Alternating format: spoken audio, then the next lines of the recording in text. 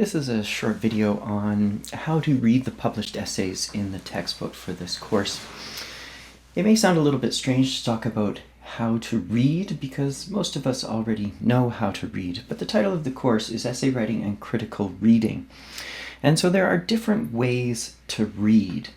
We can read for certain things. So for example, we can read for pleasure.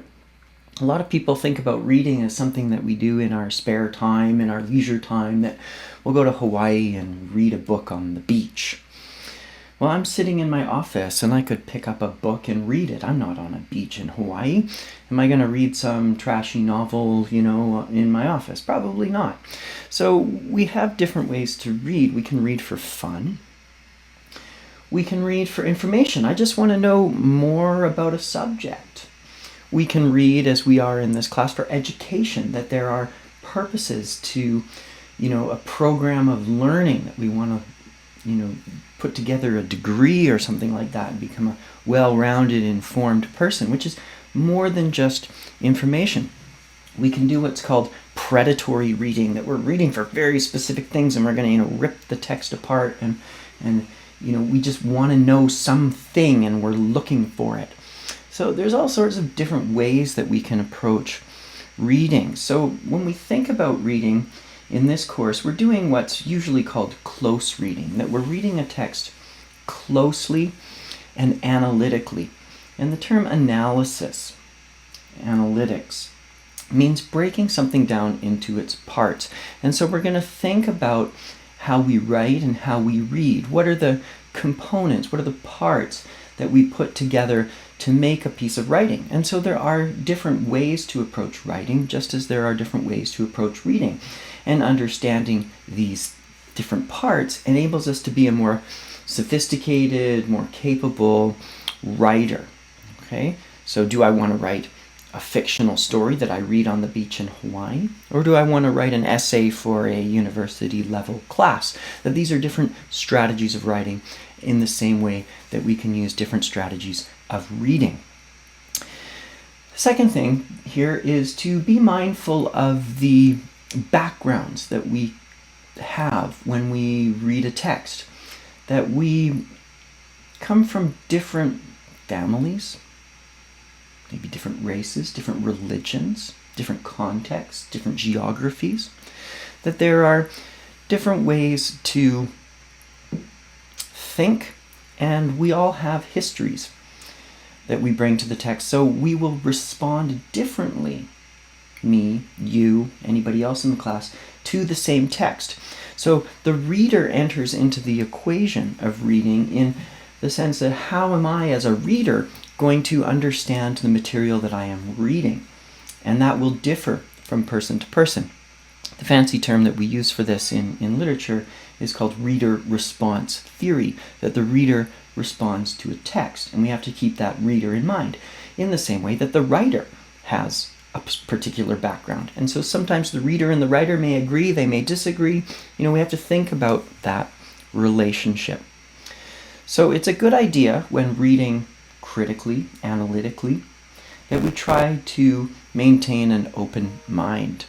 So this is a mug that I have. It was given to me by my family, and it's got Linus on the front of it. It's one of my favorite mugs, and it's got coffee in it. And inside, just to remind me, it says, "Tomorrow I start with a clean blanket."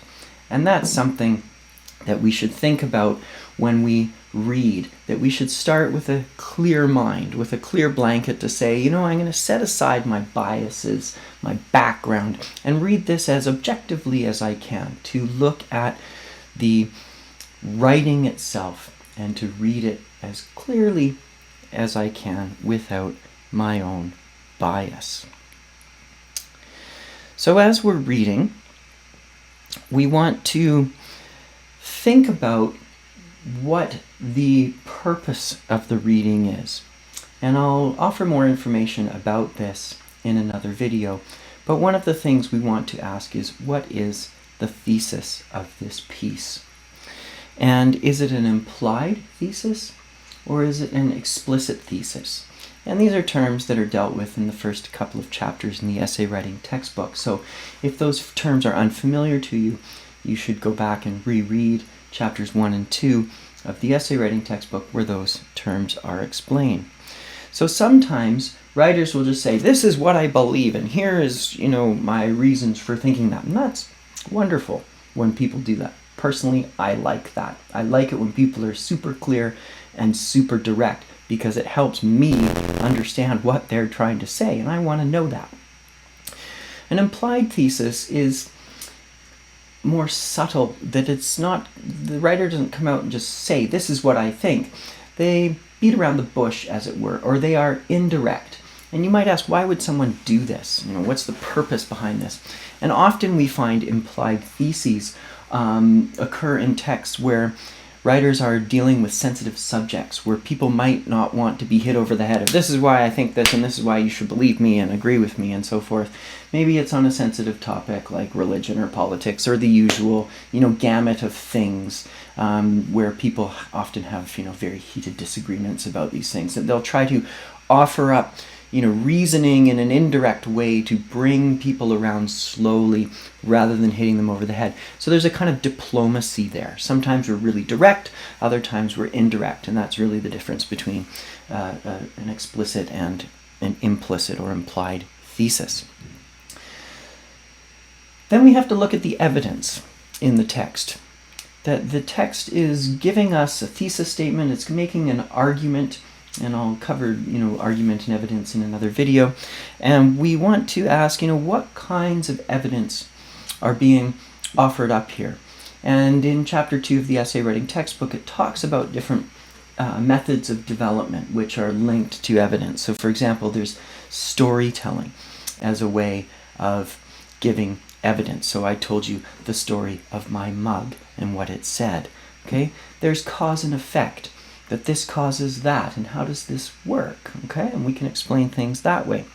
There's process analysis, there's system analysis, and there's compare and contrast. So we could say, this is one mug, how does it compare to a different kind of mug? Maybe one with 2 handles, or no handle, or 6 handles, or a hole in the bottom.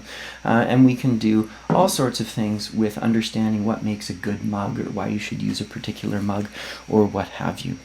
Okay? And so we want to look at that evidence and how it's presented to us. And that links back to the argument that the essay is making. So a couple more points on the kinds of things that we read in this course, that we are reading published essays. And this is a question of genre, and genre just means a kind of writing. So we're reading essays in this course. This is a course in essay writing and reading, and so we're not dealing with, stories. Okay? So there's 2 main differences there, is that stories are fictional, they are made up, and we are reading essays that are non-fictional and often grounded in real-world things. So one of my pet peeves is that sometimes students will come into this course and call the essays stories. And that's just a kind of fundamental mistake in genre, that you want to know that these are non-fiction essays that are dealing with real-world things and real-world ideas rather than something that's fictional. So please refer to these published essays as essays and not as stories. So one of the primary differences there to understand is, when you read, is to understand the position of the writer, that often the writer in stories is made up, that I could write from the point of view of a 13-year-old Guatemalan girl and just make stuff up. Might not be any good, but that would be the position that I would assume. That's a fictional rendering, because I'm clearly, I hope, not a 13-year-old Guatemalan girl. So in nonfiction prose, in essays, you can usually, not always, but usually assume that the writer is being fairly transparent, that I am the writer of this is what I think and believe. Now, people manipulate this in various ways, but generally if you read a published essay, you can take it for granted that the writer is the same as the speaker of the piece. So as you read the pieces for this course, try to keep an open mind. Try to realize that these are people expressing opinions, that they come with baggage and you come with baggage. And a good critical reader is able to recognize those things and suspend any kind of bias or emotional responses to texts.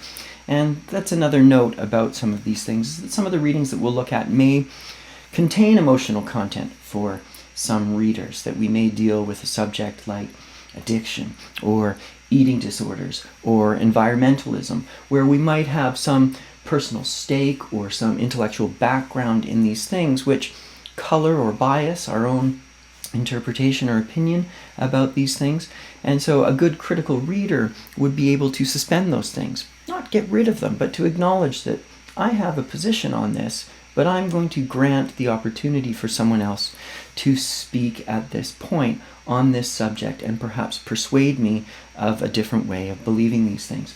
So it's important to keep in mind, particularly in an online environment like this, that we are interacting with other people in a non-face-to-face way, but we have to be respectful and imagine that there's a person on the other end of this computer screen that we are dealing with, not to be offensive, racist, sexist, demeaning, overly critical of the things that are being said. So just to cap off what I've said here is that when we read, we want to break things down. We want to think about the argument, we want to think about the evidence, and we want to think about the methods of development in a way that is objective or neutral and allowing other people to speak what they think and a particular topic.